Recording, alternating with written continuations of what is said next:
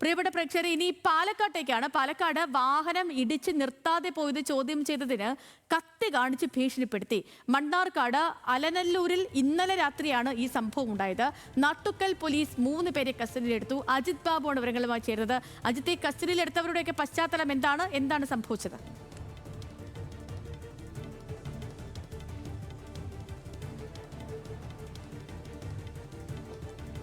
സേതുലക്ഷ്മി, ഈ നാട്ടുകൽ പോലീസ് കസ്റ്റഡിയിലെടുത്ത ആളുകളുമായി ബന്ധപ്പെട്ട് പോലീസ് ഇത്തരത്തിൽ പരിശോധന നടത്തി വരികയാണ്. കാരണം ഇവരെ ഇത്തരത്തിൽ ലഹരിയുമായി ബന്ധപ്പെട്ട കേസുകൾ ഉൾപ്പെടെ പ്രതിയാണോ എന്നുള്ള കാര്യങ്ങൾ പോലീസ് പരിശോധിച്ച് വരികയാണ്. പോലീസ് ഇപ്പോൾ നൽകുന്ന സൂചന, അതിൽ ചില വിവരങ്ങൾ ലഭിച്ചിട്ടുണ്ട്.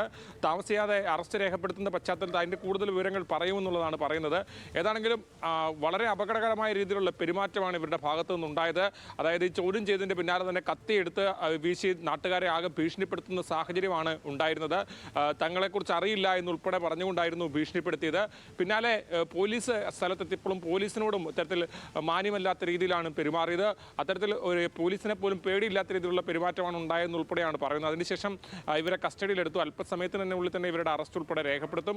ഏതാണെങ്കിലും ഒരു പ്രശ്നം ഉണ്ടാകുമ്പോൾ അരയിൽ സൂക്ഷിച്ച കത്തിയെടുത്ത് ഭീഷണിപ്പെടുത്തുക എന്ന് പറയുന്നത് അതൊരു അപകടകരമായ മനോഭാവമാണ്. അത്തരത്തിലുള്ള ആളുകൾ നമ്മുടെ സമൂഹത്തിൽ ഇത്തരത്തിൽ ഏത് തരത്തിലുള്ള അപകടമാണ് ഉണ്ടാക്കുക എന്ന് പറയാൻ കഴിയില്ല. ഏതാണെങ്കിലും ഇക്കാര്യത്തിൽ പോലീസ് കൂടുതൽ അന്വേഷണം നടത്തി വരികയാണ്. സേതുലക്ഷ്മി സൂചിപ്പിച്ച പോലെ തന്നെ ഇവരുടെ പശ്ചാത്തലം അടക്കം പരിശോധിച്ച് വരികയാണ്. ഓക്കെ അജിത്ത്, ശരി. അപ്പോൾ അജിത്താണ് പാലക്കാട് നിന്നും വിവരങ്ങൾ നൽകിയത്.